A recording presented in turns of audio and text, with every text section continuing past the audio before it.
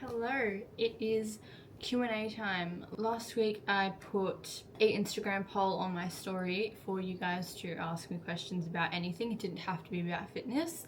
And a few of you actually put in some decent questions. A lot of you definitely get confident when it's anonymous, that's for sure.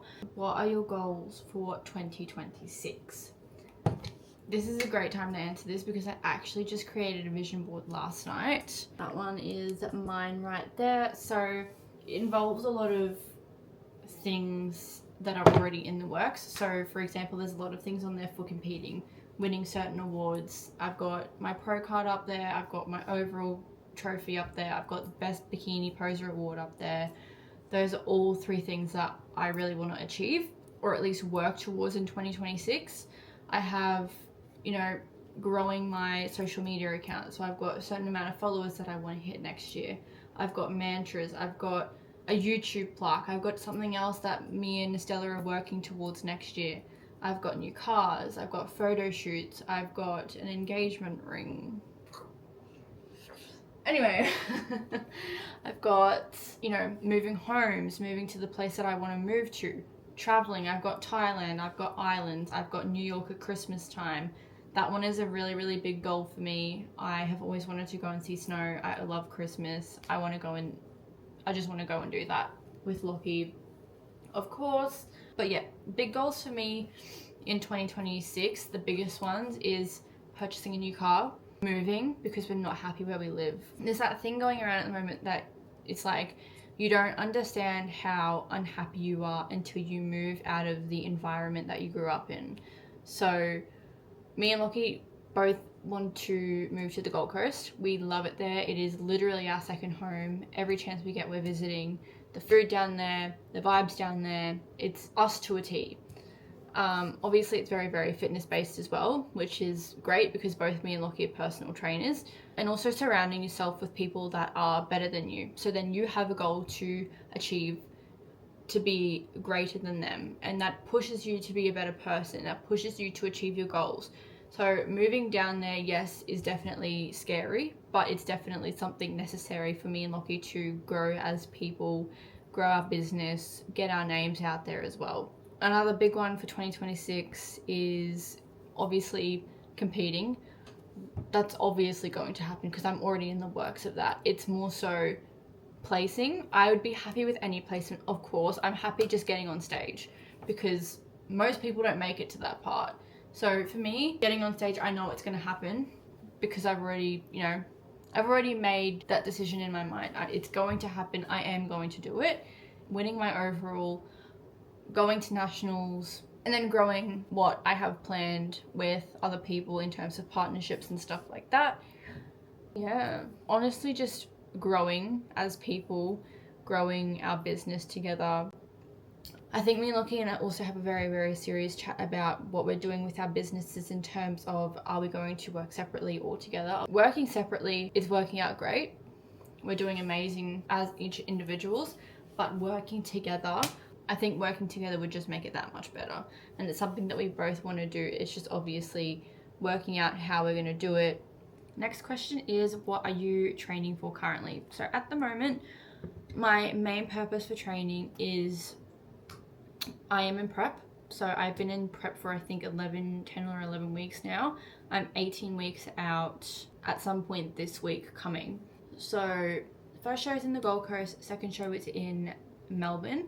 So I'm actually very happy that I am ending in Melbourne because the food in Melbourne, oh my god. Not to mention I've also never been to Melbourne, so I'm spending an extra few days there after my comp to chill, just have a few days to myself, have some fun with my friends and my family, go shopping, enjoy a coffee, enjoy, a few meals out. Obviously, we still have to have balance because we don't want to blow out post-show.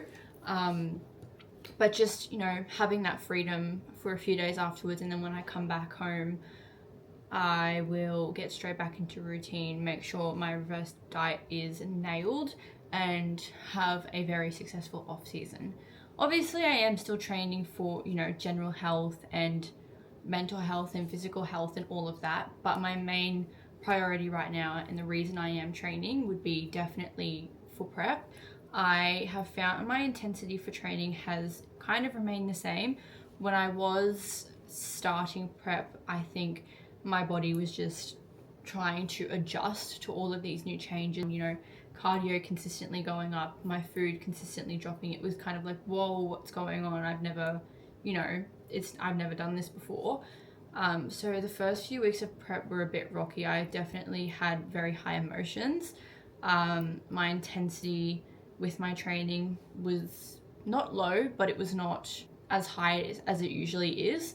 But right now, intensity training is my main purpose. I train to my absolute hardest unless coach tells me otherwise.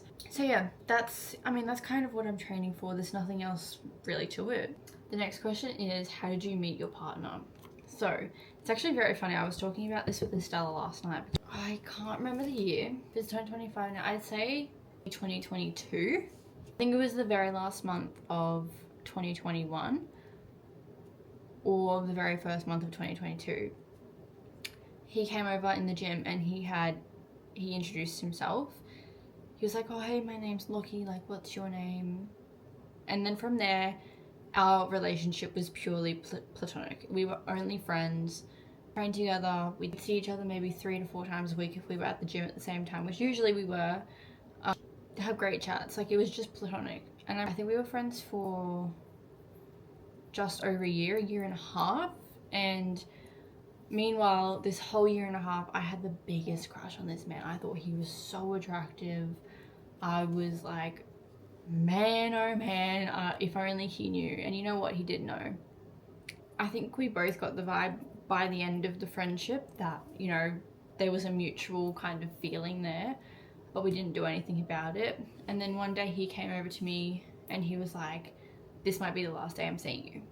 I was like, what? I was like, what do you mean? And he was like, I'm gonna go live with my friends down south. I don't know when I'll be back. And I was like, oh. And my heart, I was like, oh my God. I was like, I'm never gonna see this man again. And he offered to take me home. Nothing happened. He took me home. We had a hug. And I was like, okay, well, you know, if this is the last time I'm seeing you, thank you for being, you know, a great friend. And off he went. And then a few days later to a week later, I was at the gym again, texted me. He was like, hey, I'm back up. Like, what are you doing? And I was like, I'm literally at the gym. He was like, okay, I'll come pick you up. Came, picked me up. You know, things happened. And then we spent like literally on and off a week together. And then after that, he asked me to be his partner. It got to a point where he would just stay nights on end. And I think within a month of us dating, he officially moved in with us. And we've been living together ever since. We've been together for almost 3 years. So yeah, very, very happy girl. I got the man that I wanted. A girl gets what she wants, what can I say? When did you start working out and what inspired you to? So I'm gonna combine these questions together because I didn't necessarily have anything that inspired me to, but what started it was kind of definitely in terms of food. I was really struggling with my food. I had a phase where I wasn't eating a lot. I had a phase where I was eating way too much and it was borderline binge eating. And then I was in a phase where I was doing both. Seeing my body change and my weight consistently changing, it definitely had an impact then on my self-esteem. I was doing a lot of home workouts that were all like core related. I had a very, very big passion for training. I honestly was probably overtraining myself. So I would wake up at 5, I would do like 2 or 3 15-minute core workouts. And then I'd get home, I would do another few core workouts, and then I would go with my mum to a CrossFit class. That's how I started out. Along the track, I kind of just figured that CrossFit wasn't for me. I think it was maybe just over 6 months in, I figured it out. I was like, this isn't really for me. I don't love it. I think I want to try something else. My gym opened up. I went over there and I have been doing conventional lifting ever since. So I think the end of 2021 is when I actually started doing conventional lifting. It was 4 years in November that I've been conventional lifting.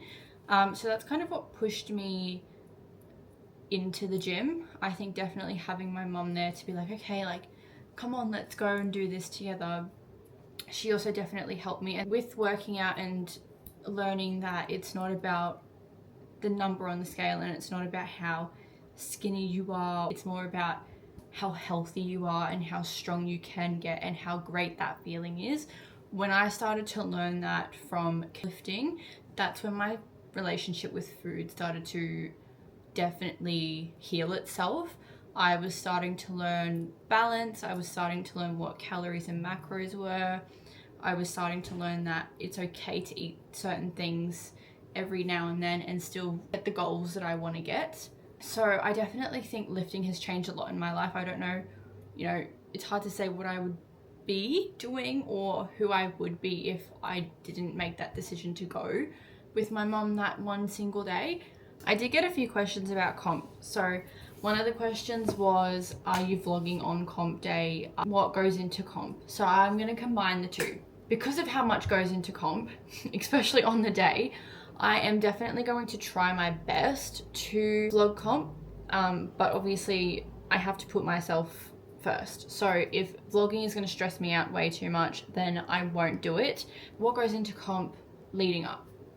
Ordering bikinis, making sure you're ordering them early so you, one, can get them, but also get a spot, because the ladies that make bikinis fill up so fast. So I've already ordered mine. I ordered it like 4 weeks ago. We don't get it until a few weeks out, but just making that order. Bikinis are in. I have my heels, unless God forbid they break or something. I have my makeup booked for the Gold Coast. I'm currently looking for makeup and hair in Melbourne. Flights I have to deal with for Melbourne. Accommodation is done for Melbourne. Accommodation for the Gold Coast is done. Rego and tan for the actual shows I'll do closer to the date. It's not really something necessarily I need to do right now. I don't really think of. But on the day, obviously there's a lot going on. So the schedule is never 100%. It always is either, running early, running on time, or running late. So always being ready early is, I think, the biggest priority. Whoa! For the Gold Coast show, for example, I'm getting my hair and makeup done in the morning. I will be done by 8. I'll head over to the venue. I'll get my last coat of tan. And then usually the girls are on anywhere from midday to 2 p.m. I'll chill in the backstage area. I'll lie down. I'll bring a pillow with me. I'll have my food to carb up. I'll do my pump up routine. I'll probably smash out a few rounds of posing, and then it'll be showtime. And then obviously, depending on how many classes I compete in, depends on how long I'm there, depends on what I'm doing throughout the day.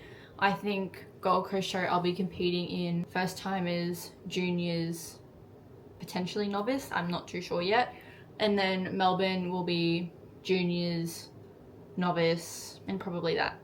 So there is a lot that definitely goes into it. I know from being there backstage with Lockie, he didn't have the best experience in terms of how the show ran, purely because he didn't know how it was going to work. It was his first comp. They told him he was supposed to be on stage at like 10.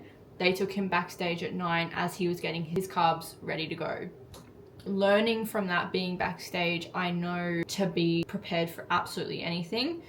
So being there early, being there stress-free. Yeah, that's all the questions that I wanted to answer. The rest are a little bit like, whoa! Thank you for listening. I hope I answered them correctly. I hope you got the answers that you did want if you asked me any questions. But yeah,